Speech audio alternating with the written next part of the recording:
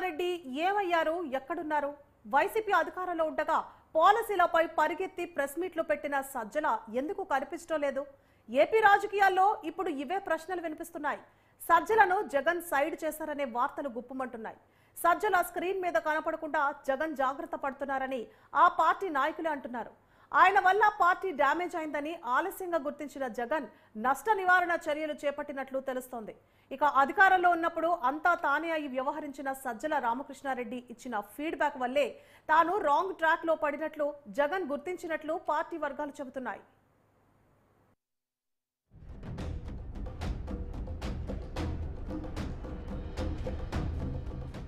ఎన్నికల్లో వైసీపీ ఓటమికి కారణమేంటని ప్రశ్నిస్తే సొంత పార్టీ వాళ్లు కూడా చెప్పే మొదటి పేరు సజ్జల రామకృష్ణారెడ్డి.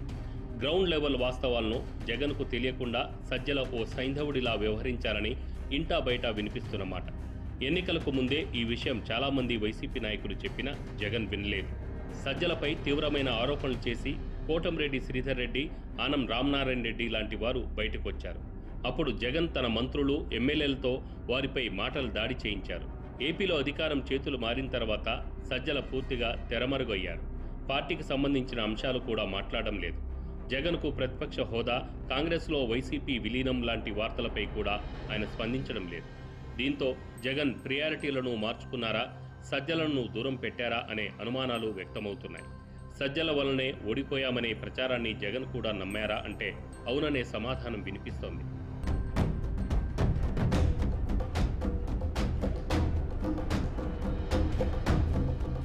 ఎన్నికల్లో ఓటమి తర్వాత చాలామంది వైసీపీ నేతలు సజ్జల వైపే వేలు చూపిస్తున్నారు.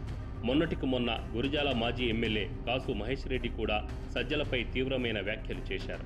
గ్రౌండ్ విషయాలు తమ అధినేతకు తెలియకుండా చేశారని సజ్జలపై మండిపడ్డారు. ఎమ్మెల్యేలు, మంత్రులు జగన్ను కలిసేందుకు కూడా అవకాశం లేకుండా సజ్జల ఓ గోడలా అడ్డంగా ఉన్నారని విమర్శించారు. తమ ప్రభుత్వ హయాంలో మంత్రులు మితిమీరి మాట్లాడినా అడ్డుకోవలసిన సజ్జల వారిని ప్రోత్సహించారని అన్నారు. అందుకే వైసీపీ ఇంత ఘోరంగా ఓడిపోయిందని అన్నారు. అయితే ఇది ఒక్క కాసు మహేష్ రెడ్డికే పరిమితం కాలేదు. పార్టీలో నేతలంతా పరోక్షంగానో ప్రత్యక్షంగానో ఓటమికి ప్రధాన కారణం సజ్జలే అంటున్నారు. పార్టీలోనే కాకుండా ప్రత్యర్థులు కూడా సజ్జల తీరుపై చాలా ఏళ్లుగా విమర్శలు చేస్తూనే వస్తున్నారు.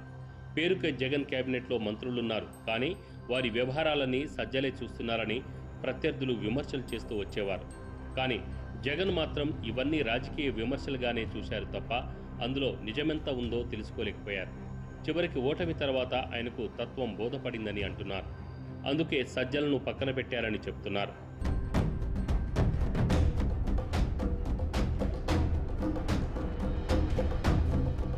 సజ్జలను సకల శాఖల మంత్రిగా కూడా నాడు విపక్షాలు విమర్శించేవి. మంత్రులుగా ఉన్న అన్ని శాఖలపై ఆధిపత్యం ఆయనదే ఉండేది. ఒక రకంగా చెప్పాలంటే ఎమ్మెల్యేలను, మంత్రులను కూడా పెద్దగా పట్టించుకునేవారు కాదు.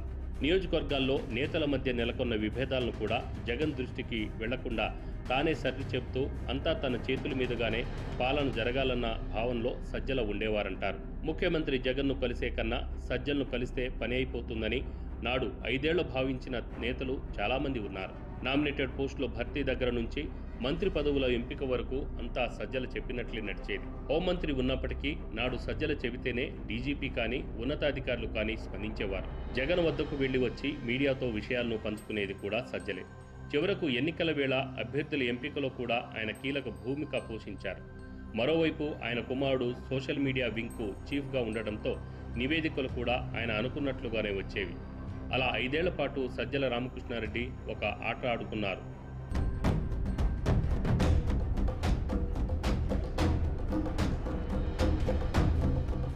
వైసీపీ దారుణంగా ఓటమి పాలైన తర్వాత కొందరు వైసీపీ నేతలు నేరుగా సజ్జల రామకృష్ణారెడ్డిపై విమర్శలు చేయడం ప్రారంభించారు.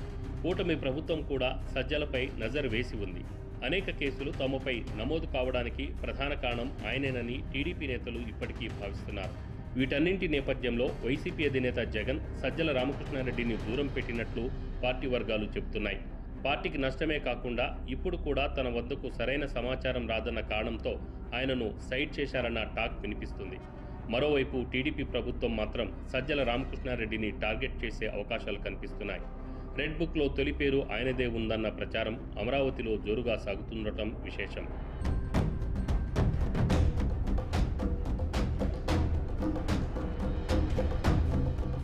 ఇక్కడ మరో వెర్షన్ కూడా వినిపిస్తోంది. ఎవరో ఏదో చెబితే వినే తత్వం జగన్ది కాదని అంటున్నారు కొందరు పార్టీ నేతలు. నిజంగానే ప్రత్యర్థులో పార్టీ నేతలో చెప్తే వినే పరిస్థితిలో జగన్ ఉంటే ఈ స్థాయి ఓటమిని మూటగొట్టుకునేవారు కాదనే వాదనలు కూడా ఉన్నాయి.